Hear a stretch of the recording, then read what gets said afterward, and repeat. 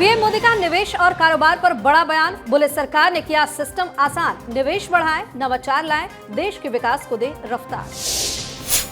दिल्ली शराब नीति केस में केजरीवाल और मनीष सिसोदिया बरी। कोर्ट बोला सीबीआई ने गढ़ी साजिश की कहानी। केजरीवाल ने रोते हुए बीजेपी पर बोला हमला।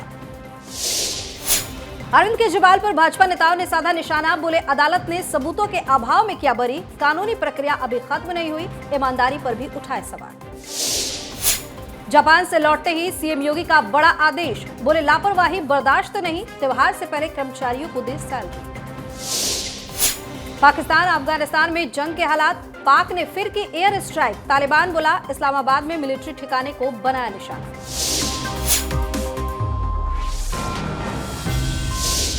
नमस्कार, आप देख रहे हैं अनकोट। मैं हूं आपके साथ दिव्या सिंह। अब वक्त है दिन भर की बड़ी और खास खबरों का, जहां बात होगी सियासत, रणनीति और देश दुनिया के हर बड़े अपडेट की। सबसे पहली खबर में बात पीएम मोदी की। प्रधानमंत्री नरेंद्र मोदी ने साफ कहा है कि भारत को विकसित देश बनाने के लिए सरकार अकेले काम नहीं कर सकती। इसके लिए उद्योग जगत, निवेशक, बैंक और टेक्नोलॉजी सेक्टर को भी आगे आना ही होगा। बजट के बाद आयोजित वेबिनार में उन्होंने कहा कि जब सरकार, उद्योग और विशेषज्ञ मिलकर काम करते हैं तभी योजनाएं कागज से निकलकर जमीन पर दिखती हैं। यानी सिर्फ घोषणा नहीं बल्कि असली बदलाव जरूरी है। पीएम मोदी ने खास तौर पर इंफ्रास्ट्रक्चर पर सरकार के बढ़ते खर्च का जिक्र किया। उन्होंने बताया कि 11 साल पहले सरकार इंफ्रा पर करीब 2 लाख करोड़ रुपए खर्च करती थी, जो अब बजट 2026-27 में बढ़कर 12 लाख करोड़ रुपए से ज्यादा हो गया है। उनका कहना है कि सरकार इतना बड़ा निवेश कर रही है तो अब प्राइवेट सेक्टर को भी पूरे उत्साह के साथ निवेश करना चाहिए। इससे नौकरियां बढ़ेंगी, कारोबार बढ़ेगा और देश की अर्थव्यवस्था मजबूत होगी। आगे कहा कि भारतीय कंपनियों को अब नए निवेश और नए आइडियाज यानी नवाचार के साथ आगे आना चाहिए। उनका मानना है कि अगर देश को तेजी से आगे बढ़ाना है तो उद्योग जगत को जोखिम लेने और विस्तार करने की जरूरत है। उन्होंने वित्तीय संस्थानों से भी अपील की है कि वे सिर्फ कर्ज देने तक सीमित न रहें, बल्कि ऐसे व्यवहारिक और आसान समाधान तैयार करें जिससे कारोबार को मजबूती मिले और बाजार में भरोसा बढ़े। आसान शब्दों में कहें तो सरकार ने माहौल बना दिया है, अब उद्योग जगत को आगे बढ़कर मौके का फायदा उठाना चाहिए। वहीं शराब घोटाला केस में दिल्ली के राउज एवेन्यू कोर्ट ने पूर्व मुख्यमंत्री अरविंद केजरीवाल और पूर्व उप मुख्यमंत्री मनीष सिसोदिया को सीबीआई केस में बरी कर दिया है। कोर्ट ने कहा दोनों के खिलाफ सबूत नहीं है, आरोप साबित नहीं होता। सीबीआई ने साजिश गढ़ने की कोशिश की, लेकिन उसका सिद्धांत ठोस सबूतों की जगह अनुमान पर था। इस मामले में सीबीआई ने कुल 23 लोगों के खिलाफ चार्जशीट दाखिल की थी। स्पेशल जज जितेंद्र सिंह ने सभी के खिलाफ आरोप तय करने से इनकार करते हुए सभी को बरी कर दिया।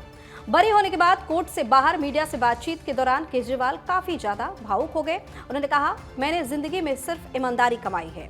इन्होंने झूठा केस लगाया। आज ये साबित हो गया कि केजरीवाल, मनीष सिसोदिया और आम आदमी पार्टी कट्टर ईमानदार है। वहीं आम आदमी पार्टी कार्यालय में प्रेस कॉन्फ्रेंस को संबोधित करते हुए बीजेपी पर जमकर हमला बोला। केजरीवाल ने कहा कि ये पूरा षड्यंत्र 2 लोगों ने मिलकर रचा है, नरेंद्र मोदी जी और अमित शाह जी। इन दोनों को पूरे देश से माफी मांगनी चाहिए। इन दोनों ने आम आदमी पार्टी को बर्बाद करने के लिए षड्यंत्र रचा। वो देख रहे थे कि आम आदमी पार्टी काम कर रही है, लोगों की भलाई कर रही है, लेकिन इन्होंने हमारी पार्टी को बर्बाद करने की कोशिश की। मैंने जिंदगी में केवल ईमानदारी कमाई है, एक पैसा नहीं कमाया। आज कोर्ट के ऑर्डर के बाद ये साबित हो गया है कि केजरीवाल कट्टर ईमानदार है, मनीष सिसोदिया कट्टर ईमानदार है। और अब बात बीजेपी की। एक तरफ बरी होने के बाद केजरीवाल बीजेपी पर हमलावर है, तो दूसरी तरफ शराब नीति मामले में बरी किए जाने के बाद भाजपा नेताओं ने तीखी प्रतिक्रिया दी है केजरीवाल को लेकर। भाजपा नेताओं ने इस बात पर जोर दिया है कि इस मामले को अभी और न्यायिक जांच का सामना करना पड़ सकता है। भाजपा सांसद और प्रवक्ता सुधांशु त्रिवेदी ने कहा कि अदालत ने सबूतों के अभाव में उन्हें बरी कर दिया है। एक तकनीकी मुद्दा है, सीबीआई इस मामले में आगे की कार्रवाई करेगी।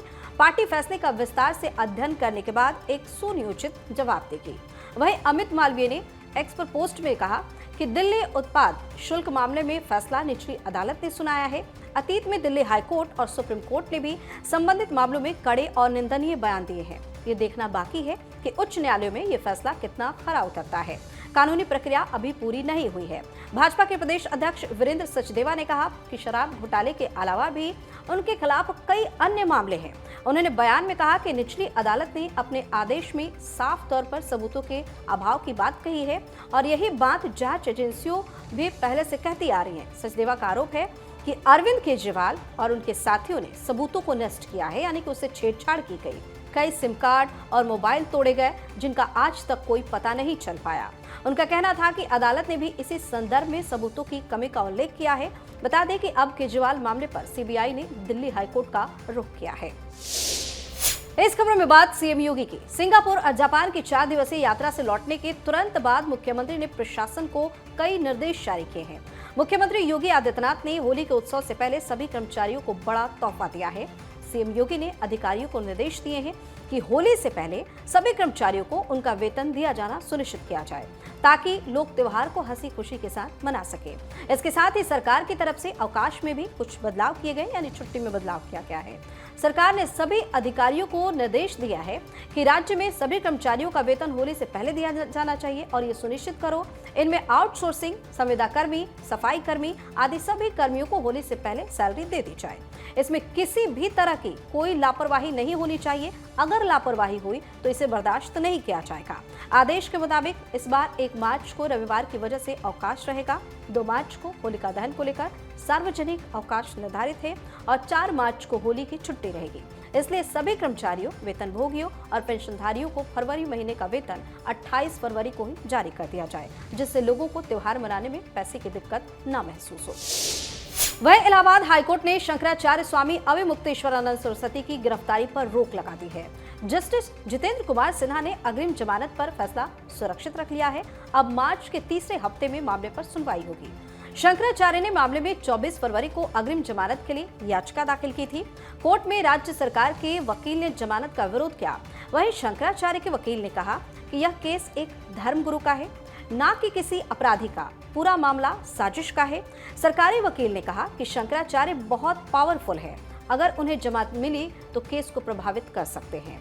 गिरफ्तारी पर रोक लगने से शंकराचार्य के मठ में जश्न का माहौल देखने को मिला। दरअसल आशुतोष ब्रह्मचारी ने जिला कोर्ट में याचिका दाखिल की थी।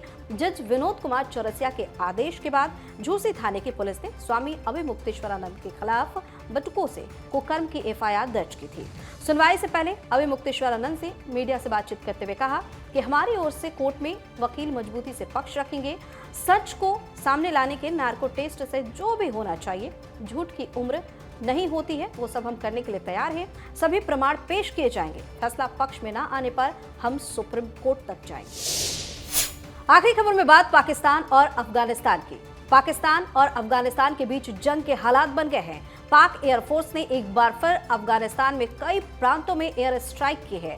दूसरी तरफ तालिबान ने भी इस्लामाबाद के फैजाबाद सैन्य ठिकाने समेत कई अहम मिलिट्री बेस को निशाना बनाने का दावा किया है। संघर्ष की शुरुआत देर रात पाकिस्तान पर अफगानिस्तान के हमले से हुई। यह हमला 22 फरवरी को अफगानिस्तान में पाकिस्तानी एयर स्ट्राइक के जवाब में किया गया। टोलो न्यूज के मुताबिक तालिबान के प्रवक्ता ज़बीहुल्लाह मुजाहिद ने इस हमले में 55 पाकिस्तानी सैनिकों को मार गिराने का दावा किया। इस हमले के जवाब में पाकिस्तान सरकार से ऑपरेशन गजब लिल हक शुरू कर दिया और कई शहरों में एयर स्ट्राइक की। इस एयर स्ट्राइक में पाकिस्तान ने 133 अफगान लड़ाकों को मारने का दावा किया है। दोनों के बीच संघर्ष में करीब 200 लोगों के मारे जाने की खबर है। अफगान मीडिया रिपोर्ट्स के मुताबिक तालिबानी लड़ाकों ने एक पाकिस्तानी जेट भी मार गिराया है। हालांकि इसकी पुष्टि नहीं हो पाई है। अफगान सरकार का दावा है कि 23 पाकिस्तानी सैनिकों के शव उनके पास है। पाकिस्तानी सेना के हेडक्वार्टर और 19 चौकियों पर भी कब्जा कर लिया गया है। पाक रक्षा मंत्री ख्वाजा आसिफ ने कहा है कि हमारे सब्र की सीमा पार हो चुकी है। अब हमारे और आपके बीच खुला युद्ध छिड़ गया है।